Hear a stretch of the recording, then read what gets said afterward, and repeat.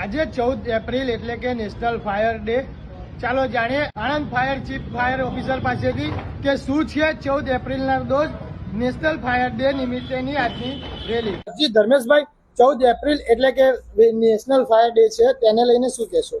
14 April એટલે જે બોમ્બે ડોટકાની મેં જે દારૂગોળો ભરેલ જહાજમાં આગ લાગી તે દરમિયાન મુંબઈ ફાયર બ્રિગેડના 66 જેટલા ફાયર ઓફિસર તથા ફાયરમેનો આગ ઓલવતા શહીદ થયેલ તેના અનુસંધાને 14 એપ્રિલ એક શહીદ દિન તરીકે ઉજવવામાં આવે છે. 14 એપ્રિલથી લઈને 20 એપ્રિલ સુધી જે ફાયર સપ્તાહ ઉજવણી કરવામાં આવે છે તેમાં શું હોય છે? 14 એપ્રિલથી 20 એપ્રિલ જે ફાયર સપ્તાહ ઉજવવામાં આવે છે એનીમાં એવું હોય છે કે જે શહીદ થઈ ગયેલા તે જવાનોના માનમાં અમે અલગ અલગ જગ્યાએ અવેરનેસના પ્રોગ્રામો કરીએ છીએ.